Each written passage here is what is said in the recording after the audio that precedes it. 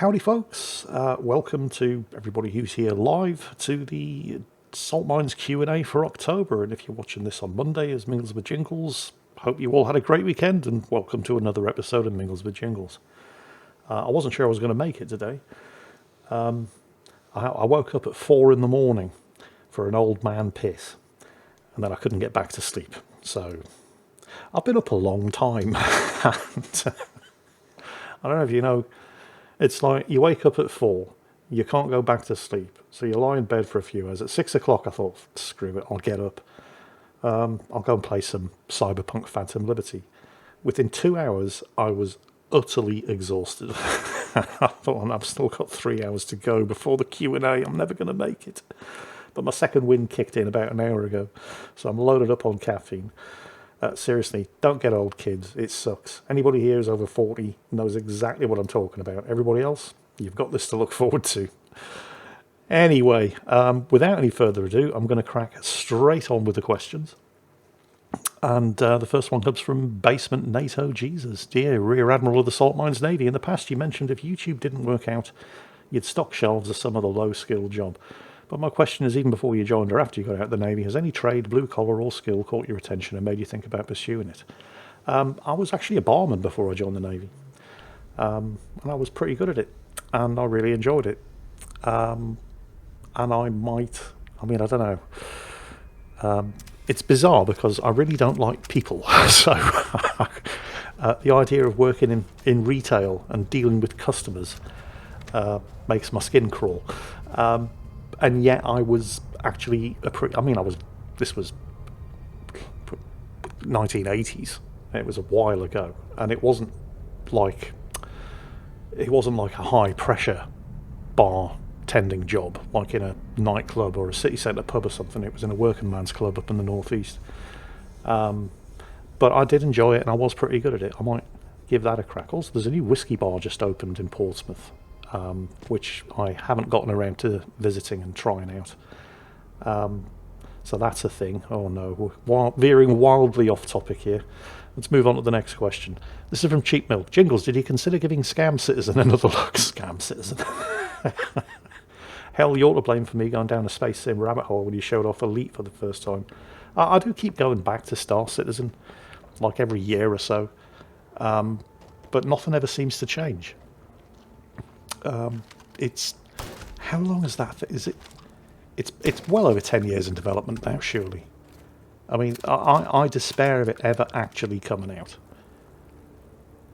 It's a difficult topic, Star Citizen, because I mean, you know, there is something there that you can play, and what's there is bloody impressive when it works, and when the servers aren't falling over, and when the latest thing that they've put in doesn't break everything without, you know, and it's not even that great a change, but it manages to break everything else that worked. It's one of those things. I mean, I've put a lot of money into it. You know, I've got so many ships. I mean, I haven't spent any money on it in at least 8 years, because what's the point? I'm just going to, you know, sit back, cross my fingers, and wait, which is what Star Citizen. I don't want to use the word players. I suppose investors is probably the best word to describe anybody who, you know, is into it. I mean, it's one of those things. When they first announced it, it was like, oh my God, Chris Roberts is back and he's doing another space sim, because he did some of the best space sims that have ever graced the PC. And you know, we were all believers, and the early tech demos looked good, and then, you know, they had the various different modules where you can actually look around the hangar and get on board the ships that you'd bought, and then eventually there was the dogfighting module and this module and that, and it has come along. I mean, there's been progress, but I feel like Cloud Imperium Games' focus isn't really on developing a game, it's on developing ways to get people to put money into what may eventually one day become a game. It all seems to be about getting stuff ready for the next presentation and the next game show, to just keep the idea of Star Citizen going rather than the actual game itself. I mean, you know, controversial subject. There's going to be people who, if you've ever been on the forums, the official Star Citizen forums, you cannot say a word against the Lord High Priest Chris Roberts, or it's just it's almost like Star Citizen had cancel culture before the rest of the world. You weren't allowed to criticise the developers or Chris Roberts in any way, shape, or form. Otherwise, you just got hounded off the forums. And there is a lot there to criticise, but there's also a lot there to praise. But it's kind of like a microcosm of the world in general. The vast majority of people don't really have that much of an opinion one way or the other, but the argument is just dominated by the people at both extremes. Anyway, enough about Star Citizen. When it's actually worth playing, I'll play it. But every year or so, I pop in, update it, have a look, and it's usually quite impressive. But nothing really ever seems to have changed from one year to the next. Anyway, next question from Faisal. Jingles, while we know that you have a love for food and have travelled the world with the Navy, what particular food or set of foods is the best you ever had? Where was it and why was it your favourite? Okay, that's a good one, because my favourite food is Mexican. I love chili. And not just, I mean, they do more than just chili in Mexico. They do all kinds of great stuff. But I've never actually been to Mexico. The closest I ever got was Colombia. And there's great food in Colombia as well, but it was mostly seafood. Oh shit, yeah, that would be it. Well, I was going to say it would be tied. There were two places, and I'm pretty sure I've told these stories before.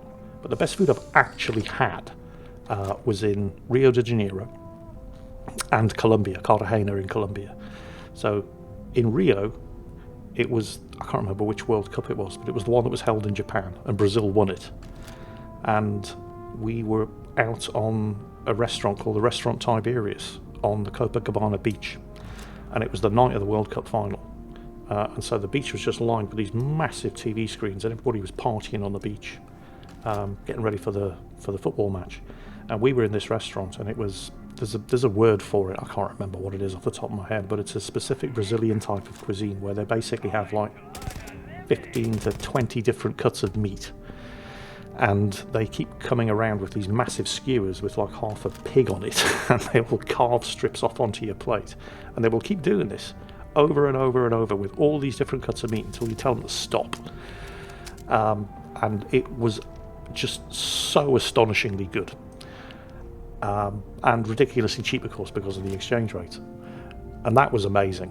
Plus, it was the night that Brazil actually won, so when we finished the meal, we went out and were there on the Copacabana beach, and Brazil was going nuts because they just won the World Cup again, so best night ever.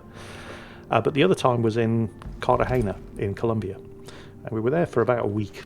Can't remember what ship I was on. And there was me and one of the other writers on board, John Henry. I think he was from Jamaica, somewhere in the Caribbean. Anyway, so this was, kind of his stomping ground. And every time we went somewhere, me and John would go ashore together, and we'd try to find the best restaurant we could find, and we'd eat there. And it was, expensive, but not that expensive because of the exchange rates and so on and so on. And we found this place. It was on the marina, and just to give you an idea of how expensive this place was, they had valet parking for yachts. We were sitting there, and it was all seafood. It was just fantastic. We're literally sitting there, we're having our whatever, and a cabin cruiser pulled up, and a bunch of people got off and handed the keys over to the valet who parked the cabin cruiser for them in the marina. It was that expensive. I can't remember what it was called, but it's still there. I checked it out on Google Earth a couple of months ago, and you can find it if you look hard enough. And it was just the most ridiculously exclusive and fancy restaurant I have ever eaten in, and the food was amazing. They had this amazing selection of whiskies at the bar as well, and the desserts. So we had the start. I can't remember what we had. It was like fish. We had the starter, we had the main course, and then we thought, screw it, we'll order dessert as well. And the desserts took, I thought they'd forgotten about it. It took like 40 minutes for the desserts to arrive. And when they turned up, I realised why. What I'd ordered was, they described it as being inspired by the local women taking their going out to the market and buying their fruit and then taking it home in a basket on their head. And they had literally built out of fruit and candy a statue of, this is why it took 40 minutes, a statue of a Colombian woman with a big basket on her head full of fruit. And I felt ashamed to eat it. I didn't want to. It was a work of art. I mean, that's the kind of place this was. It was easily the best restaurant I have ever eaten in, and it wasn't that expensive because of the exchange rate. And also, when you're in the Navy, you get this thing called I think LOA, Living Overseas Allowance. It's absurd. I don't know how they work it out, but everybody gets paid extra every day for each day that you're in a foreign port as a sort of cost of living expense. And I don't know. But I mean, you know, everything's so ridiculously cheap because, you know, you're using pound sterling and the local currency is always undervalued compared to it. So I felt like we should be paying them extra money for the privilege of going ashore. But we always ended up earning more cash just by virtue of being somewhere foreign. So yeah, it's great. Just being paid to travel the world and eat the best food. Highly recommend it. Next question from Yamatog2. Ooh, a Warhammer 40k question. Which Chaos God would you follow if you had to choose between them? And which Chaos God is the one that you would realistically be corrupted by? And just in case I forgot my memory pills, but yeah, Khorne, Nurgle, Tzeentch, and Slaanesh. That's a good one. Which Chaos God would I follow if I had to choose between them?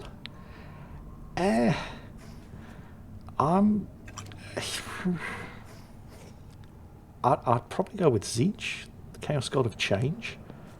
But I think the one that I would realistically be corrupted by would probably be Nurgle, because of the four of them, he's the one that's closest to the Chaos God of Laziness. So, if I'm being honest, it would probably be Nurgle. Anyway, Nep is back. He's got two questions for me. Is my oven recording? Yeah. His real question, he's been trying to get into Starfield. Pre-ordered it a few days before release. Unfortunately, can't play it due to lacking any sort of dedicated GPU. Oh dear. He's stuck with Intel's diabolically bad UHD graphics 630 integrated. Oh yeah, that's awful. He's unable to afford a GPU and unable to get a job at current due to college and focusing on self-care. This has also made it extremely difficult, if not impossible, to get a gaming laptop. Yeah. As an experienced gamer and PC builder, what are your recommendations? Here's the thing about Starfield. So, a couple of things. When it first came out, and bear in mind I've got a pretty good PC. It's not top of the line anymore, hasn't been for a couple of years, but it's not bad. I can't remember off the top of the head what my CPU is. It's an AMD. I got it specifically for video processing. It's very, very good. I've got like 32 gigs of RAM, and I've got an RTX 3080, so I don't have a 40 series GPU, but it's still a pretty good GPU. It ran Cyberpunk 2070 like a dream when it first came out. Starfield is running on the Creation Engine. It's a very heavily modded version of the Creation Engine, effectively Creation Engine 2.0, but it's the same engine, technically, that they've been using since Fallout 3.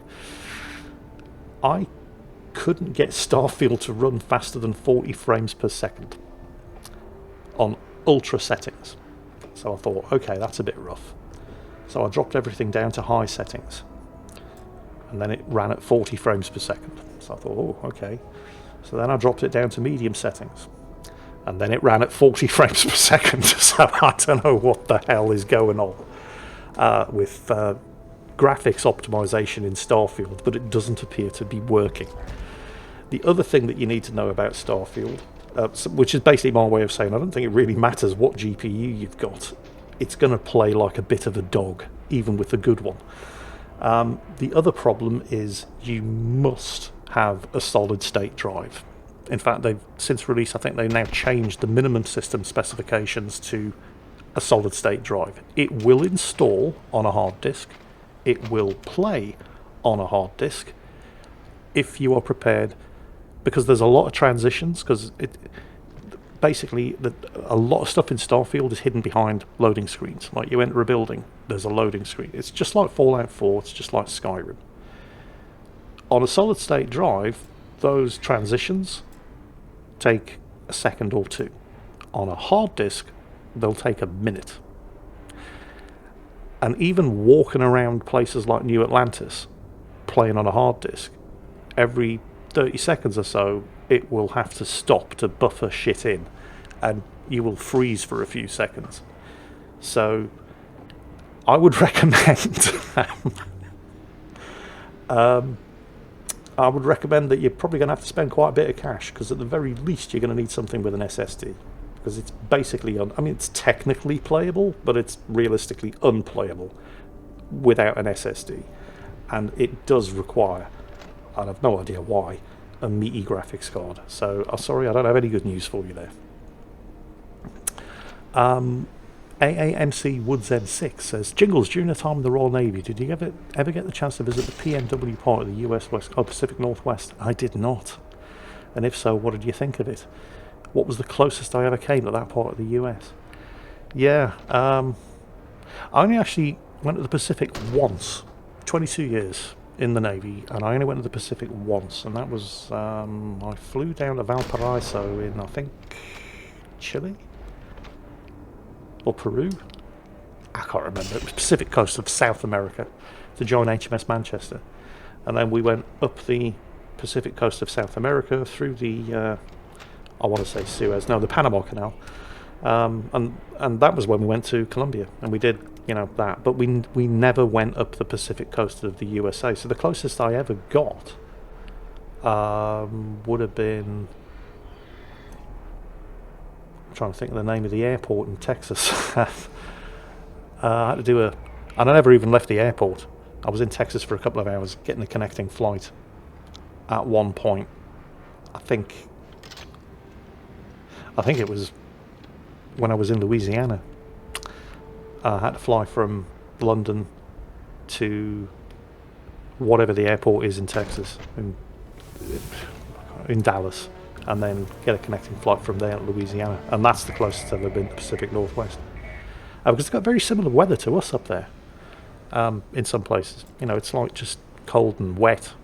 They've actually got the Pacific Northwest is actually technically a rainforest, even though it's not a tropical rainforest, because they have so much rain up there. I'm thinking around Oregon, Seattle sort of area. If you ever watch the new Planet, I say new, they've been out like 10, 15 years now, the new Planet of the Apes movies, that's sort of like a coniferous, deciduous rainforest area where the apes ended up escaping to and living. But yeah, I'd love to go up there. Rita was there just this year, doing a road trip. She loved it. But no, I've never been there. Next question. Aeon Kaisai. Greetings, glorious Overlord Jingles. A question from me that wasn't answered last month. Will you watch this movie called Malbat, Missy Bakara, if it released in the UK? It's a different perspective movie on the Blackhawk Down incident in Somalia, from the perspective of the Malaysians involved in the rescue. Oh yeah, I'd like that. That sounds really interesting. Because obviously you've seen Blackhawk Down, great movie by the way. It's the last good movie that Ridley Scott made. But obviously it's all told from the perspective of Delta Force and the Rangers who were involved in, the American side of the operation. And they do show you the Malaysian, there's actually I think it was the Pakistanis, because there was a lot of other, it wasn't just the US. The US weren't there as part of the UN. There was a UN force there as well, and then America turned up and just did its own thing. And everything went south, and the UN had to come in and bail them out. And I think it was a Pakistani APC driver, as they were trying to get the bodies out of one of the crashed Blackhawks, constantly under fire through the night, with the Rangers crammed into the APC so they could drive them out once they'd recovered the bodies. But there were Malaysians involved as well, and you never really hear about it from their perspective, so I'm going to make a note of that. Thank you very much. That sounds like oh, hang on a second. If released in the UK, I'll have to check it out. But I'm going to make a note of that title. Thank you for the recommendation. That sounds really interesting. Next question comes from Radogian. Jingles, greetings from across the pond. I started playing World of Warships after watching your videos a year ago. With that out of the way, why did you choose to name your cat Akazuki when you could have gone for the far more glorious Shimakaze? After all, your cat would gain access to far superior torpedo armament, speed, stealth, camouflage, and uniqueness. Also, have you been to any museum ships in America, like the Iowa-class battleships, especially his home state, BB-62, USS New Jersey? He sent me a few emails of replays. I get a lot of replays, so it's possible, but there's no way I can respond to all of the emails that I get, and I certainly can't even watch all of the replays included, but I do the best I can. But anyway, Akazuki, I don't know, it just rolls off the tongue more. She's actually sitting on the shelf above the monitor right now, and every time I say her name, her eyes twitch. she's having a little sleep there, curled up on. She's got her own shelf. I don't put anything in it because that's the one she likes to sit on. The problem I have is that when she gets off the shelf, sometimes she hits the reset button on the PC underneath the shelf, and I'm sitting there thinking, oh my god, Windows Update, why do you... Oh no, it's the cat. So, she's got a habit of doing it at the worst possible moments. Yeah, I just called her Akazuki because I like the name. That's the thing with the names of all of the Japanese warships. They get them very poetic names. They all mean something. Shimakaze means divine wind. So I think the Kazi part is the wind and the Shima part is the divine. And the Zukis are all named after moons. So Akazuki means autumn moon in Japanese. I didn't, that wasn't a factor in me choosing the name. I found that out after I gave her the name. But I just liked the name. Have I been to any museum ships in America? I haven't actually. Oh no, I have, of course. USS Intrepid in New York, which is amazing. I mean, they've got a space shuttle on the flight deck. Because, of course, the Intrepid was involved in a lot of the moon missions and the space program. It was one of the ships that was they would recover the capsules when they splashed down in the ocean. And they've got some of the capsules on board in the museum below decks in the hangar deck, as well as all the stuff on the flight deck itself. I actually got recognised when I was there. Complete coincidence. Somebody there was, I can't remember his name. He and his mother were visiting the Intrepid and having a look. He was like, "Oh my god, that's Jingles." Yes, you're right, it is. Hello, how are you doing? And so on and so on. But yeah, the Intrepid was great. I think the final scene, I don't know if you've seen the movie Crimson Tide. What was his name? Ridley Scott's brother. Somebody Scott. Sadly died. Great movie director. Anyway, he did Crimson Tide. And the last scene where Gene Hackman's talking to Denzel Washington on the flight deck of a carrier somewhere was actually filmed on board the Intrepid. But that's the only one I've been to. To my eternal shame, I was in Baton Rouge, Louisiana for 2 weeks in the late 90s, early 2000s, where the USS Kidd is. And I didn't go on board. I didn't even know it was there. So, yeah. I mean, I was in the Navy at the time. Here in Portsmouth, I mean, we've got HMS Warrior, we've got HMS Victory. I used to work at Victory Building for 2 years, Second Sea Lord's headquarters, and I would have to walk past HMS Victory every day to and from work for 2 years. And because it's still a commissioned warship, it's the oldest commissioned warship in the world, you could get on board with your Navy ID card. You didn't have to pay for it. Like the tourists did. You could just walk on board if you wanted because it's a commissioned ship. And I never did because I'm in the Navy. Fine. And I never actually went on board the Victory or the Warrior until after I left the Navy and had to pay for the privilege. So I've always been terrible like that. Anytime I was actually in the Navy and there was something worth seeing, I wouldn't bother because it's ships. I live on one. Big deal. Didn't care. So, yeah, I never bothered until after I couldn't get on board for free and I had to pay for the privilege. But yeah, the Intrepid's the only one. Well, there's also a submarine next to, I can't remember what it's called. I'm terrible with my memory. Seriously, your memory's stopped. Well, I was going to blame it on age, but my memory's always been shit. But yeah, the west side, what do they call it? Is that the Hudson River? Yeah, the East River's on the east side, the Hudson River's on the west side. So it's on the Hudson River side of Manhattan. Fantastic visit. Highly recommend it. And I'd love to have seen some of the battleships as well, like the New Jersey. It's got its own YouTube channel, by the way. Battleship New Jersey. Well worth a subscription. Next video. Matthias. Dear Jingles. Did I say next video? Next question. Whatever. Considering you experience as stupid non-player characters in Starfield and the occasional shit-to-the-brains moments you Marines suffer in Aliens Dark Descent. Yeah, I know. I like to blame it on the Marines, but it's usually my fault. Have you ever considered trying the ultimate PC nightmare, The Sims? just for fun. No, I haven't. And the reason why I haven't is because I'm not a 14-year-old girl. Right? So no. Thank you for the suggestion, but hopefully the answer has amused people. Next question from Tank50US. Dear Jingles, do you think you'll ever open your heart to a pup in the future? Oh, I know Boo was a major part of your life, but I'm curious if you were to meet a new dog that clearly needed you, would you take them in? All the same question. I loved Athena for 13 years. Oh, this is his dog. When she went to the great dog park in the sky, it hurt. But 2 days later, I met Artemis, and she leapt into my arms the moment she saw me. And I've so far enjoyed the last year and a half with her. She's almost 2 years old now. Yeah, that's the thing. I mean, you know, they won't be your best friend for your whole life, but they'll be your best friend for their whole life. So you've got to make every minute with them count. But I mean, I'm never say no. Dogs are fantastic. I mean, I love cats. Obviously, I've got two, but I love dogs as well. Dogs and cats are great. Seriously, as a species, we just don't deserve cats and dogs. They're too good for us. Would I ever get another dog? I'm not going to say no. I mean, I was devastated when Boo died, as was Eddie. And Eddie swore he was never, because it destroyed him when Boo went.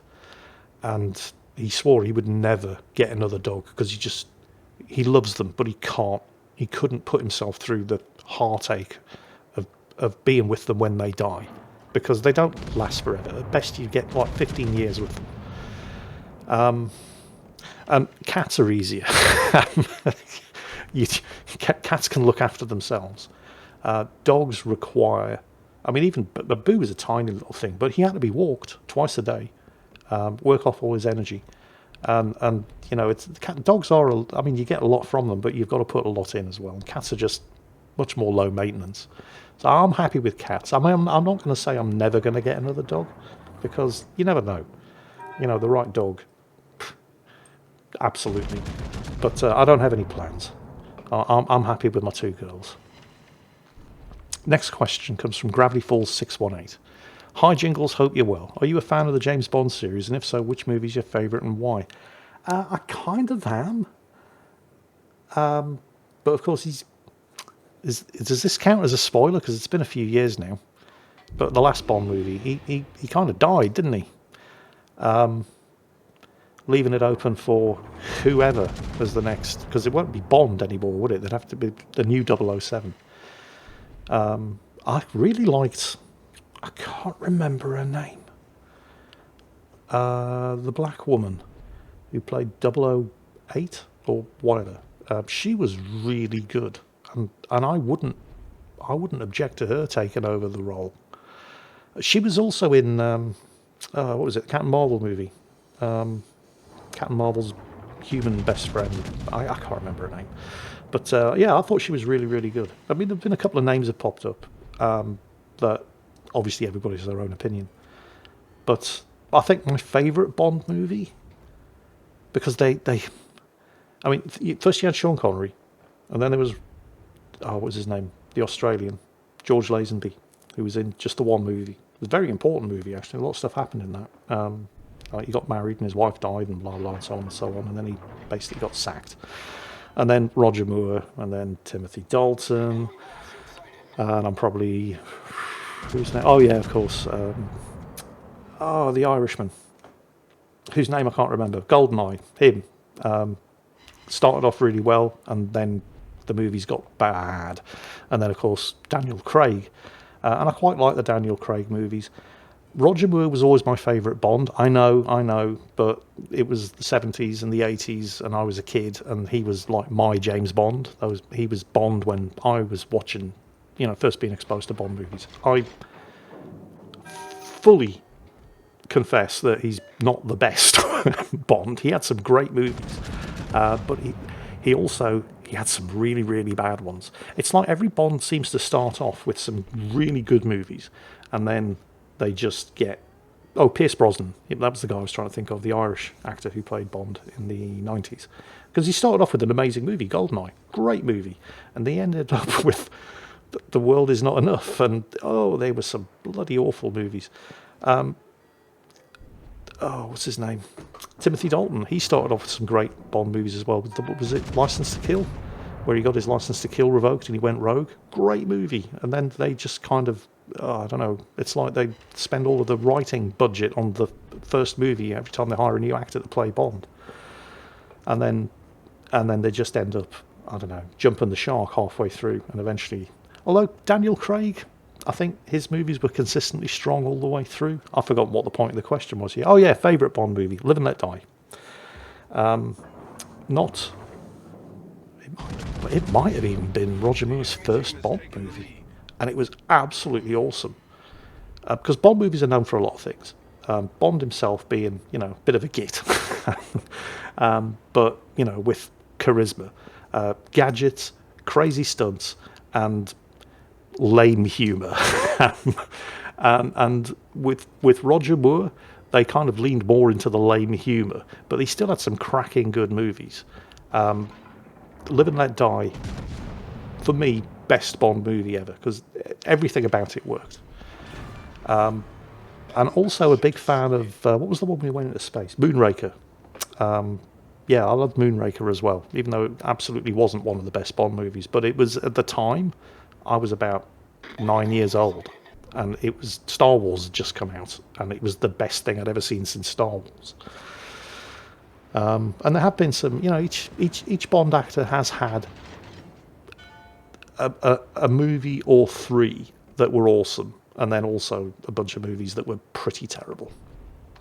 But yeah, I'm curious to see where they're going to go, because it's been a long time now since Daniel Craig got Bond killed off. So the jury's open on that one, I suppose. Anyway, next one from Leonard Battlesong. Jingles, from one squid to another. I can't help but recall you recounting having been on escapades as far afield as the Falklands. So I have a particular question. Have you ever had to partake in the crossing the line ceremony? Yeah. Can you explain the shellback ceremony or its Royal Navy equivalent to those not in the know? I myself had to experience it about 500 feet below sea level, somewhere about the Indian Ocean on a 688, whose name shall not be repeated here. Still, what sort of initiation do you have to experience while you're in the Navy? Right, crossing the line, crossing the equator, when you become a shellback. This is it's been a tradition going back hundreds of years. They still did it when I was in the Navy. I don't know if they still do it now, but it was it's basically hazing. It's an initiation ceremony, and I think we're the only Navy at the time. Again, don't know if they still do it. I hope so. The only Navy in the world that still had an official initiation ceremony where you basically got bullied. Anybody who hadn't crossed the line before and hadn't become a shellback, which is the name you give to somebody who has crossed the line. Here's what happens. So it's all basically run by the Chief Petty Officer's Mess. So when the ship is about to cross the line, an announcement is made over the ship's main broadcast, letting you know that King Neptune has been spotted and he's about to come on board and bestow the title of shellback to anybody who has not yet, to any polywogs. That's the name for anybody who hasn't crossed the line. So any polywogs on board will be inducted into the Royal Order of the Shellbacks. So first, the Chief's Mess get dressed up as the Bears, which basically means putting on a big woolen firefighting suit, and then they go around every mess deck and they have a fight. This is official, right? This happens. This is allowed. So all the Chief Petty Officers going around the ship from forward to aft, visiting every junior rates mess deck, and then the lights get turned out and the fists start flying. But it's all done in good taste. Fortunately, the one occasion that I could recall, 2Q port mess deck is right at the back end of the ship, so by the time the Chiefs got to us, they were completely fucked. They were exhausted, and they were like, let's just get this over with, lads. Yeah, no problem, lights out, smack. And so we kind of got away with it quite lightly, because the Chiefs are big. Well, the ones that get dressed up in the woolly bear suits and take on the role of the bears, they don't pick the small chiefs to do that job. So anyway, that gets out of the way, and then there's a whole bunch of shit that happens on the flight deck. A swimming pool gets rolled out and pumped full of water. All the polywogs get lined up, and then they get their hair cut with what they used to. They don't do this anymore, thank God. The electric clippers that they would use to shave everybody's heads would short circuit and give you electric shocks. They would deliberately do that. The electricians would rig these things to give you shocks. Right? They don't do that anymore, but you do still get your hair cut, and then you get fed. There's the chief caterers up there in the galley the day before preparing all of these chili sweets. They're just like bits of candy that are laced with chili, and you have to eat these, and then you get dunked in the pool, and then everybody has a drink, because we still have beer on board Royal Navy ships, unlike the US Navy, which are all dry. So everybody they have a drink, and it's all done in good humour. And at the end of it, King Neptune, I think it's the most senior warrant officer or chief on board, is dressed up as King Neptune, and everybody's in costume, and they all have a good time. And then all the polywogs get inducted into the Royal Order of the Shellbacks, and they're given the Cross and the Line certificate. And then the next time they're on a ship that crosses the line, they're the ones in charge, and they get to... So it's basically just a massive, fairly brutal initiation ceremony that is still allowed, and in fact encouraged, but only in the Royal Navy. I'm not saying they don't do it in other navies, but it's not official. Right? They're not officially supposed to do it, because it's hazing. It's an initiation ceremony. It's a form of bullying, so it's frowned upon. And I mean, they may not do it in the Royal Navy anymore. I don't know, but yeah, that's the crossing the line ceremony. It's fantastic. The whole thing about pumping up a swimming pool on the flight deck, filling it full of water from the fire hoses, and ducking all the polywogs in that. What they used to do is stick them in a bosun's chair, toss them over the side, and drag them. So things, along with the whole giving people electric shocks with short-circuiting clippers, those are things that they used to do. It has been toned down a little in the interest of not actually killing anybody during the ceremony, but it's still fairly brutal. Anyway, thanks for that one. Next question from Panzeroofs. Dear Mighty Overlord, what are you considering the best modern military equipment? For example, any type of tank, plane, ship, firearm, personal equipment, and which the worst? Looking forward to your answer, and kind regards from Germany. Ooh, tank.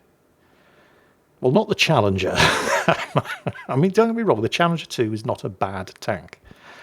But it's showing its age.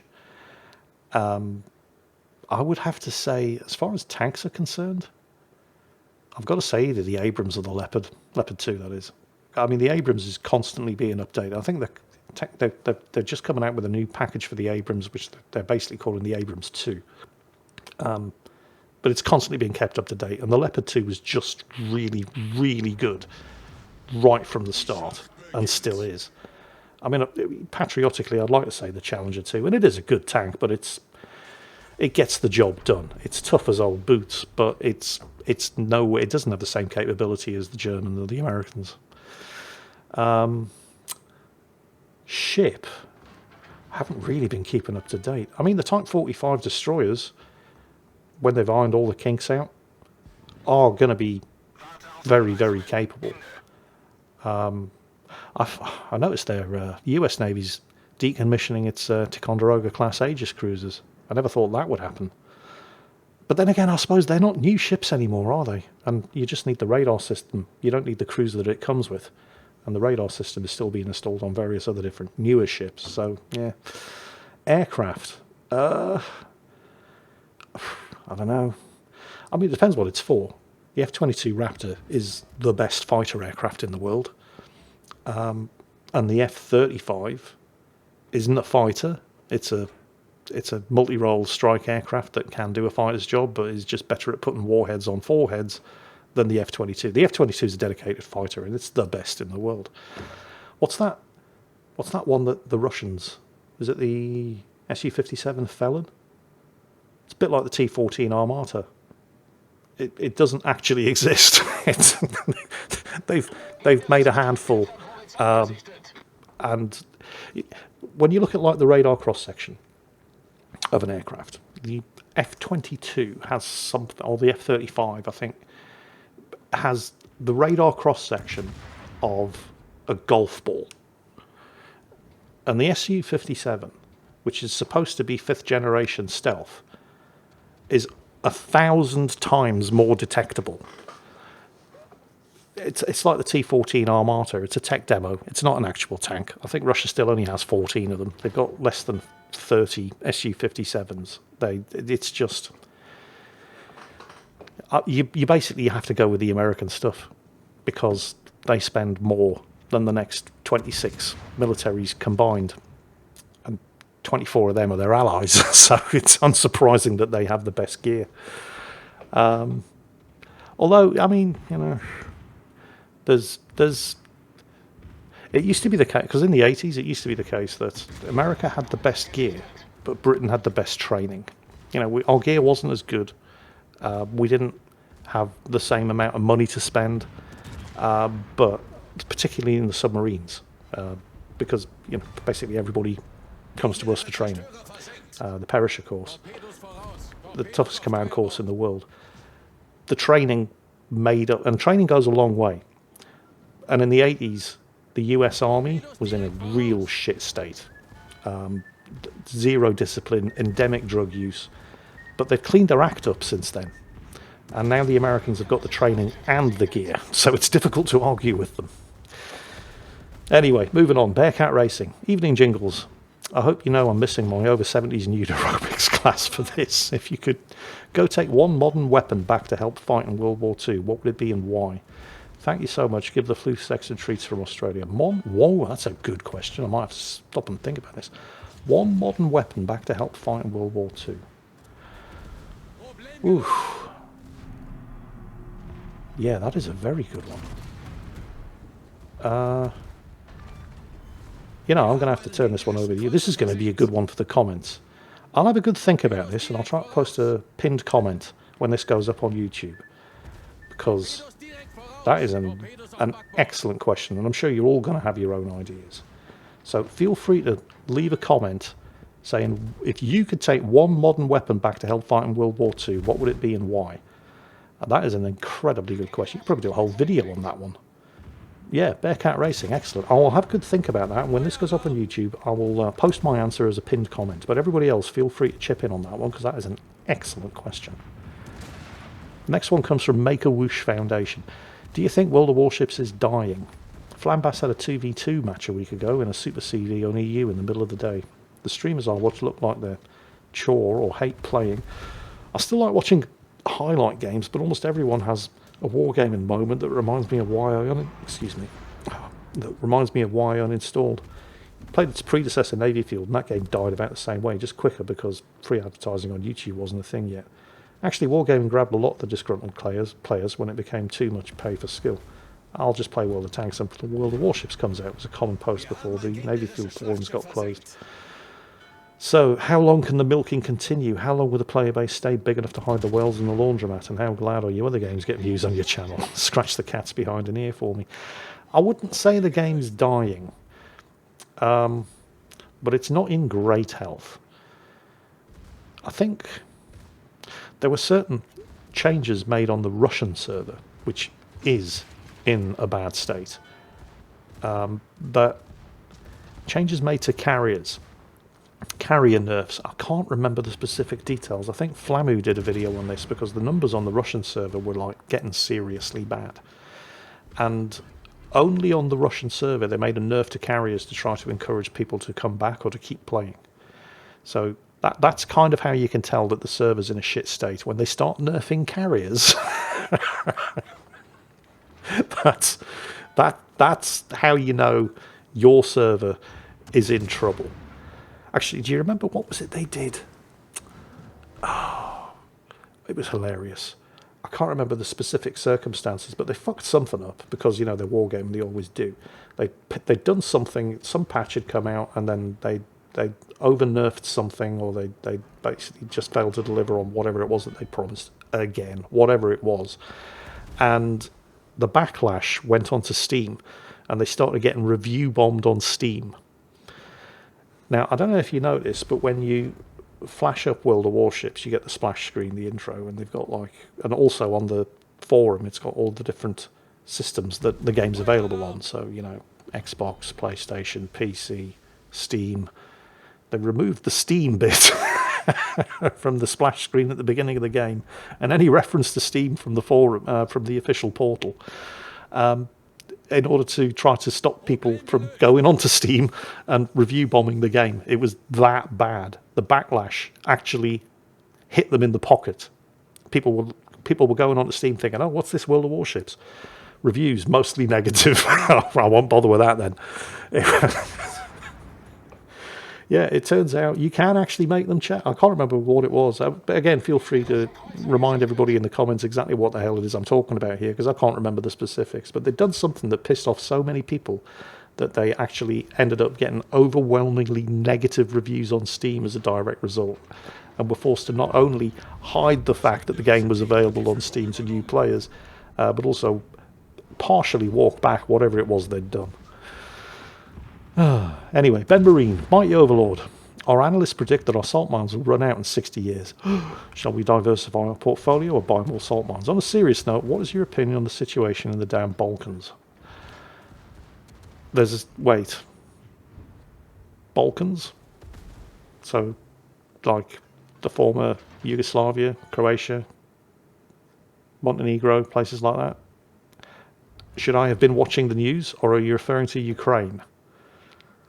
Which I suppose is kind of near the Balkans, but I would never have considered Ukraine a Balkan state. Honestly, I have no idea what you're talking about. I probably should read some news every now and then. I'd love to be able to answer that question, but this is one that is probably going to have to wait until this goes up as a YouTube video on Monday as Mingles with Jingles, because I no idea what you're talking about. Sorry about that. Let me just have a quick look, see if anybody is... There is something happening in the Balkans, but it's too early to tell. Okay, so I haven't actually missed anything there. There's something developing. Possibly he means the Caucasus. Yeah, sorry, Ben, no idea what you're talking about. Would love to be able to answer that one, but I haven't got a clue. How are we doing for time? Oh, we're going to have to start wrapping this up. Right, let's have a look at the next question. Sorry about that, Ben, but honestly, I haven't really been keeping up on current events.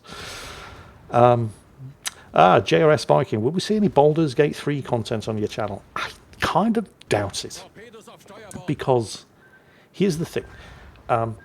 It's not that I haven't covered role-playing games before. I did a full series on Cyberpunk 2077, and that... I'm trying to think how many videos... I can have a quick look. Have a look at my playlists. Oh, I can't find my playlists. There must have been at least 50 videos, because that thing just went on forever.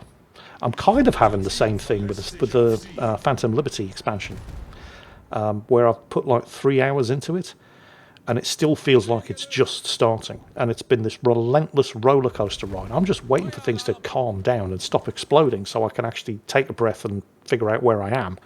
And there's no sign of that happening anytime soon. And I don't know how long the Phantom Liberty expansion for Cyberpunk is actually going to be. I feel like, I mean, I put a good 3 to 4 hours in, and I'm getting the impression that, you know, it's not just, they haven't just introduced one new mission. This is a huge update, and I think that I've barely just scratched the surface. And I'm probably going to do a video series on that. I've been recording my progress, but I'm thinking that might end up being a really, really long video series. Now remember, this is just an expansion for an existing game. Boulders Gate 3 has easily got more than 100 hours of gameplay in it. And it would, again, be a mammoth undertaking to get a video series of that up. Plus, I'm experiencing, and I have this with every game that I have ever played from Larian Studios. It always goes the same way. I start it, I think this is amazing. I get about 10 hours in, and then I get bored with it. Stop, put the pitchforks down, hear me out. Right. And then I don't touch it for a couple of months. And then I get curious, and I go back. And it's the best game I've ever played.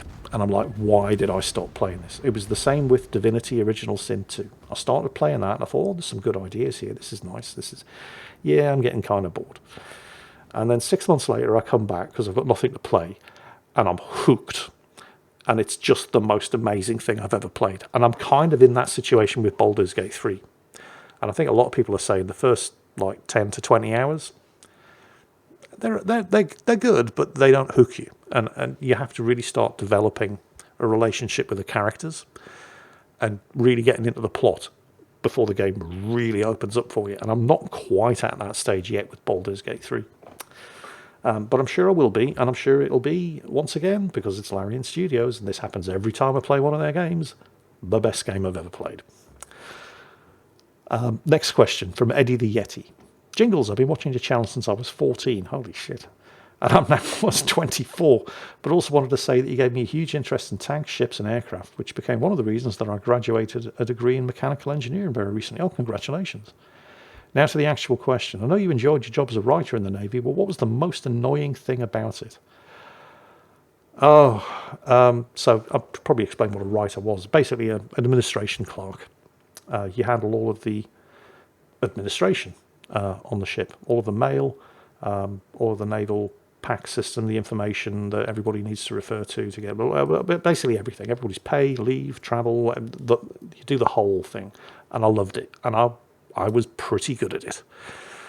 But the one most annoying thing was, because it's like, if you're a marine engineering mechanic, right, and I'm a writer, I don't know the first thing about your job. I am not going to walk into the aft engine room and tell you that you're servicing that diesel engine wrong, right?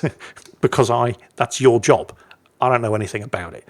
I'm not going to go and tell the radar operators that they're plotting the wrong contacts. I'm not going to tell the sonar operators that they're plotting the wrong contacts. But everybody on board thinks they're an expert on pay, leave, and travel, and they don't believe you when you're telling them no, you're not entitled to that. Right? It's the single most annoying and aggravating thing about it, because the pay regulations are there. Anybody can read them. Not everybody understands them. I do. They didn't. It's one of those things where a little bit of information, a little bit of knowledge can be dangerous, because you don't know enough to actually know what you're talking about, but you know enough to think you know what you're talking about. And people coming into the ship's office thinking that they actually knew what was what and trying to tell me that I wasn't doing my job right. Oh, it used to wind me up. So yeah, absolutely. The single most annoying thing about the job was, armchair generals coming in thinking that they knew my job better than I did and they were entitled to something that they absolutely weren't. And we're coming up to an hour now, so I think on that bombshell, that's going to be it for this week's episode of Mingles with Jingles and this month's Q&A here on the Salt Mine Discord server. Thank you to everybody who turned up. I hope you enjoyed it. And if you're watching this as an episode of Mingles with Jingles on Monday, hope you all had a great weekend. And as always, take care, and I'll catch you next time.